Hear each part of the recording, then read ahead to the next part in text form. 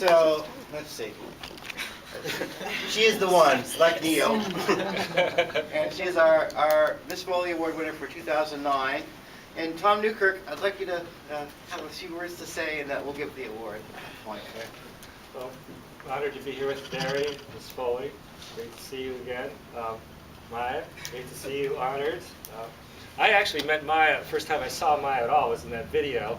And then a little later, she emailed me asking whether she might come to UNH to be in our PhD program. And I'd read her book on rubrics, and I thought, what can we teach you?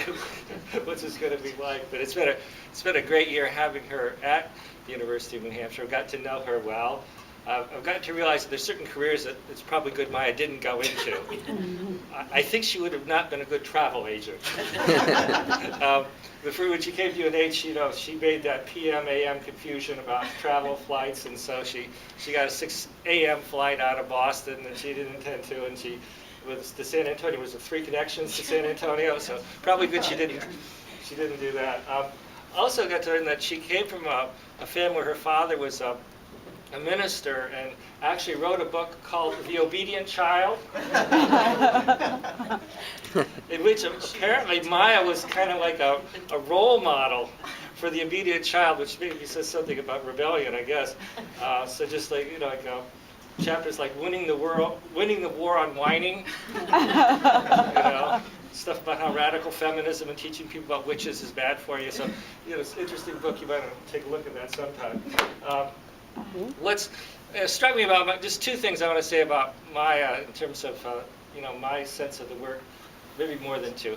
First, it's been great having her as a colleague because we're back and forth with emails. Read this, read that. It's been a really terrifically stimulating year for me to, I think you're on my wavelength, I'm on your wavelength. It's been really great to share ideas and books and articles from the New York Times and that. So that's been terrific. I've learned she has a great sense of humor.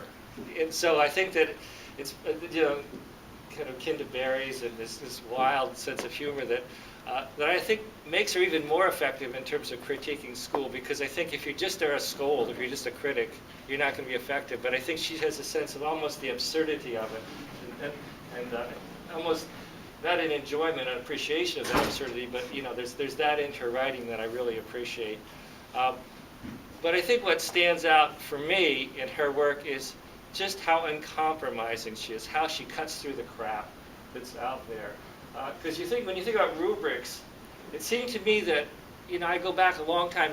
People read student writing a long time before they were rubrics, And what is it that convinces us that teachers can go watch a complex movie and respond to that without a rubric, but they get 25 or 30 words from a student, and then suddenly they have to have a rubric. There's a kind of learned helplessness that's being created in schools, where things that I think we could figure out on our own with maybe some help, but without a system, that we're being taught that we can't do that without these big systems. And I think she cuts through that.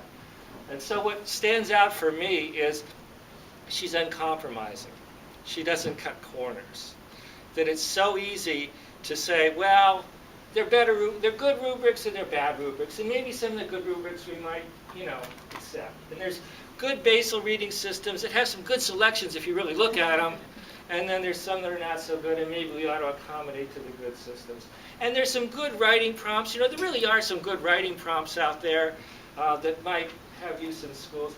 And I think she says, no, don't accommodate, don't cut corners, don't settle. And I think that's the quality that I think is in her book, and certainly working with you as a student, that's the thing that has really stood out for me. So I'm so glad you're honored today.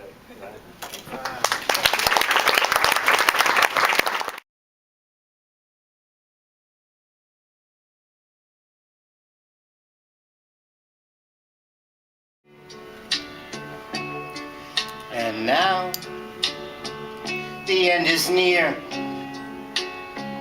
And though I face the final curtain,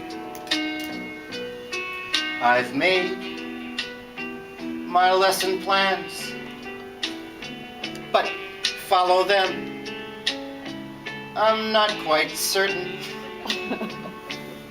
I've taught for many years,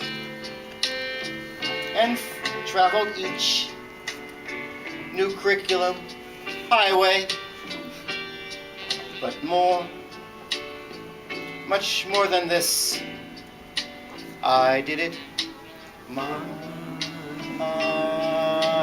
way. Regrets, I've had a lot, but then again, I don't remember, 'cause most of them occurred between July and September. 'Cause when I got to class, I closed my door in quite a shy way. And no one ever guessed, as you too, I did it my way. And yes, there were times that I forsook and tried to teach out of that dumb book. But then I faced reality.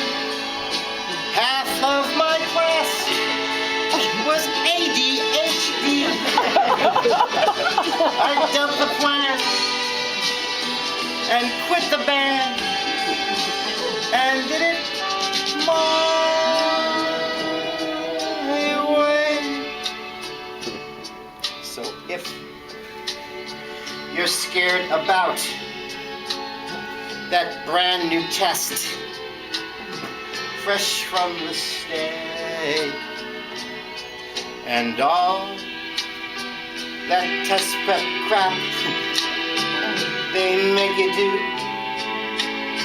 but students, hey, you write your test prep plans, you write them clear in not a poor way, then close the classroom door and do it your way. For what is a class? What has it got if it is taught by a robot? State standards say they need to play to learn in a 21st century way. Vygotsky screams, teach to their dreams and do it your way.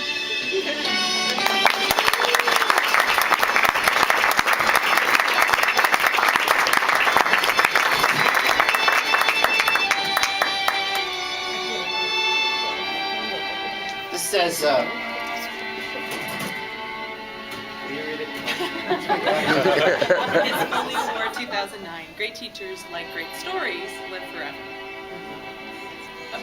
Maya Wilson, because she slew the sacred cow. She slew the sacred cow. If you read her book, you'll find that that's one of the chapters. That there's a sacred cow in my classroom, which is the rubric. So congratulations.